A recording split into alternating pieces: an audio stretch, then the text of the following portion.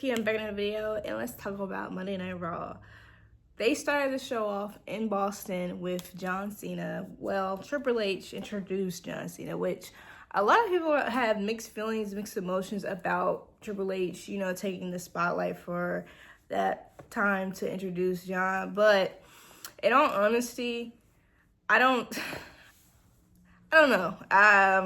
Maybe it's like he's the booker. So the booker introducing the guy, the man who decided this is his last time going to Boston, his hometown.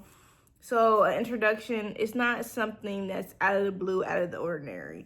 And especially with that introduction, because he, for some people, is the greatest of all time. And honestly, it's more objective than subjective sometimes. And it makes sense. Now, if he does an introduction for him again, even at the last match, okay. Then I can hear some things, but it's Triple H. He's the booker. It makes sense. John Cena, though, I was almost going to tear up, because knowing that we're really going to the end of the road with John Cena being an in-ring performer is really bittersweet, because it's like, dang, John Cena will no longer be in a WWE ring, period. But it's also like he was the one who was able to choose when he wants to walk out of the business, walk out of the performing business. And for the generation beforehand, or even before them, they didn't get the choice to leave. It would be like you have to retire, or like something happened to where they can no longer wrestle. So John being on top of the mountain and deciding himself, like, I know that after this, I may not be able to give the WWE crowd exactly what they're deserving of when it comes to a performance. So I don't want to do that too to both of us. And John having a moment in Boston, announcing that the Saturday Night's main event will be NXT performers versus main roster performers. To really foster that, okay, we're opening the door for a new generation, the present and the future, as well as a love letter to the fans. That's why I strongly believe in my heart that the last person that fights John Cena needs to be somebody new, somebody somebody that's really going to be the future, not somebody that, you know, in like 5 years or 8 years, they will probably have to retire, because, you know, even though the time span with wrestlers is a lot longer than it used to be, some 40 plus, some 50-year-olds don't want to wrestle anymore.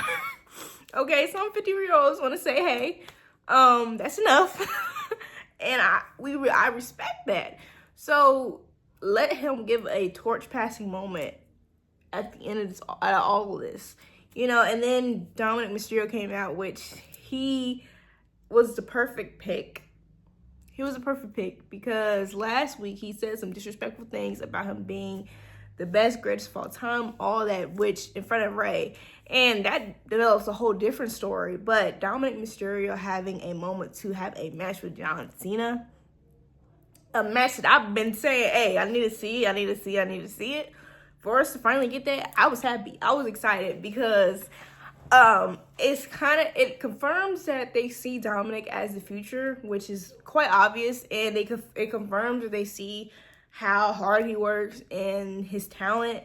But it also makes me think that they are more watchful of what the fans say than we are, than they're leading us on to believe. And hopefully they listen to the fans the rest of this, because, like, sure, the fans wanted to see John turn heel, but you missed some points in that, to where it's like, okay, you weren't listening to us. You were listening to whatever you wanted to do. And that's all right. It's cool. But don't lie to me and say, well, you listen to the fans, because you wasn't really doing that. But now I really hope they do listen to the fans and listen to a lot of opinions, because genuinely, I think everybody's on the same page when they say they want John Cena's last few matches to be good and great. But John and Dominic had a good match. Overall good, because this just is like the emotions. And again, it was a very emotional match because you can have the most technically sound match, like Natalya said, like many people have said. But if there's no emotions in it, if the crowd's not invested, then what do you have, really? What are you really doing? And the crowd was so into it. I was into it because this was the match that made John Cena a Grand Slam champion. And I'm a Dominic fan. So him losing to John, I know that was a moment for him. Like, who could really be upset if they say, oh, yeah, back in 2025, I lost to John Cena, but that loss made him a Grand Slam champion. You're going to be alongside his name for the rest of wrestling history. You're going to be near Johnson's name. And he's a 20 plus year vet. He understands the game. He understands, he knows. So I would not be mad. I'm not mad. Now, what I do have to say when it comes to the Last Chance tournament, I don't want to see, hey, I'm sorry. I know. I'm a Sheamus. Hey, I grew up with Sheamus. Sheamus that dude. But don't be playing these lines of, oh man, Sheamus got to be a Grand Slam. I'm sorry, but no. I'm sorry, but no. I'm sorry. Now, there's many of storylines that can come up about this. Like, the Miz is on Twitter talking about it has to be Miz and John Cena. I ain't gonna front. That needs to be the story, because if that's the story, you know how easy it's gonna be when Carmelo Hayes takes that from the Miz, and then the IC, like, y'all gotta think about this. You have to see the mind that I have with this. Hey, this could be good. There's so many possibilities, and then you could honestly be that title. If he doesn't lose that title, it's until his last match. Whoever wins will be IC champion, and that could be their first title on the main roster. That could be, you never know. So I'm here for it.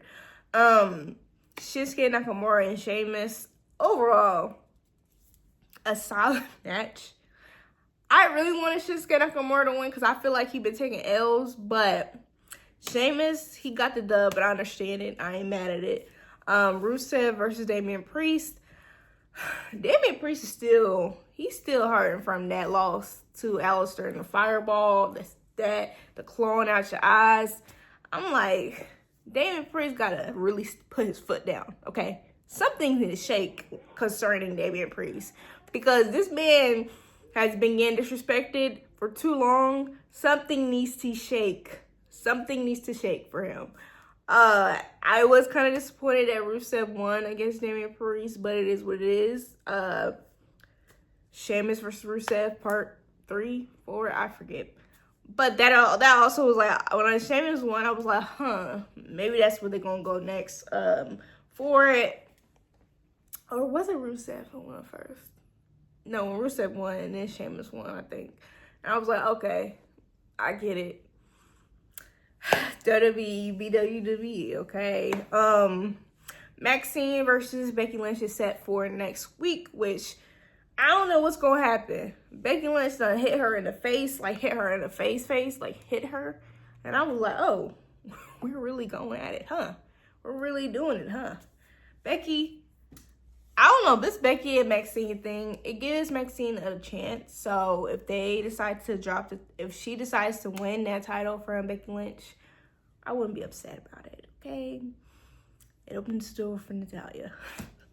It opens the door for Natalya, man. You know, Natty has to appear sometime on the main roster, and it needs to happen soon. So, I hate to say it, but Maxine may be Natty's first victim. I'll be here for it. I will. Now, CM Punk has a lot to talk about, okay? But he really didn't get to talk for real because the vision. And Logan Paul was the first one that came out. I will say this right now. That man has wasted 2 CM Punk promos on some bull. I checked out when he was talking for a long, like he said some line, and I was like, okay, bro, pack it up. Come on, come out from Gorilla, bro. Hurry up, Paul. Hurry up, Bronze. Okay, I'm tired of this. Okay, like put that man in promo. Like do something. Do something. I hate to sound like a hater. I hate to sound like a hater, but I wasn't feeling it. I wasn't feeling it at all. Bruh, the Bronze mean business, and CM Punk was going to be a victim. But then Jey Uso came out, which, of course, he would. Now, in this moment, I kind of thought, like, this would be a great moment for Jey to turn heel on us. He did not, which is fine. Good guy till not. But then, you know what? I ain't gonna disrespect Captain America like that. But then the American Nightmare comes out, which is not your show. Number one, not your show. You don't even go here. Number two, the Vision. What the Vision does, they're gonna terrorize. They terrorize you for like a good hot second, and then they were done. Like, don't you have other business to tend to? And number three, where the heck is Roman Reigns? And this is another example of why would he be on a team with you folks? A week is not enough time to explain why he would want to be on a team with CM Punk and Cody Rhodes. And then there's talks about maybe putting John Cena on that team. Now, Roman might be more inclined to be on a team with John. But those CM Punk and Cody, he already said he didn't want to. Are we like, he's not a good guy. He's not a good guy. It's better than a lot of people who was thinking that Roman and Seth was going to be on the same team. It's better than that. No hate to whoever was thinking that. I'm just saying it's better than that. But who will the men on the Vision side pull out? I don't know. Oh, sadly, I think it's Brock Lesnar, which he old. I mean, he's. I'm sorry for that. He might get a little, like, I don't know if that's really the best match to have Brock Lesnar in, considering the fact War Games gets people injured. Like, period, point blank, War Games gets people injured. But if they think it's okay, I really don't care either way. I don't care either way. He do him. He's gonna do him. It doesn't matter to me. Women's War Games. We'll talk about that then. I'm invested, of course. I'm invested. But Stephanie McCure had a match against Raquel Rodriguez for the Women's World Championship, which that match, Stephanie had to work for that because Raquel was not giving her an opening for long. And Raquel now, in her current form, I could totally see her being world champion. It's just not the moment, but I could totally see that from her. Stephanie won, of course, thanks to Nikki Bella coming to her aid whenever Roxanne wanted to interfere. Now, at the end of the match, of course, Judgment Day gonna be Judgment Day, but in that moment, Nikki was there again, which who cannot depend on Nikki Bella? Like, Stephanie can't depend on Nikki Bella. Because Stephanie, sadly, may be Nikki's next victim. Because Nikki is back. The girl is back. She decided, let's take matters in my own hands. Let me get that match. We're going to get that match or I'm going to terrorize you. That's the Nikki that we're going to see. Nikki hit Stephanie with their title, and honestly, I've been waiting for a long time for this because Nikki literally plays the part of the heel so well.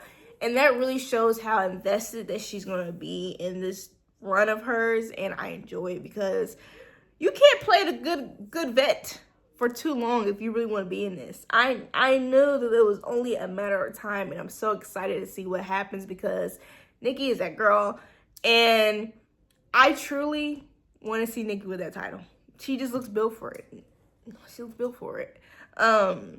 We can't have a waste of a heel turn. You know, we've seen waste of the heel turns too much. I don't want to see that. I need the heels to win.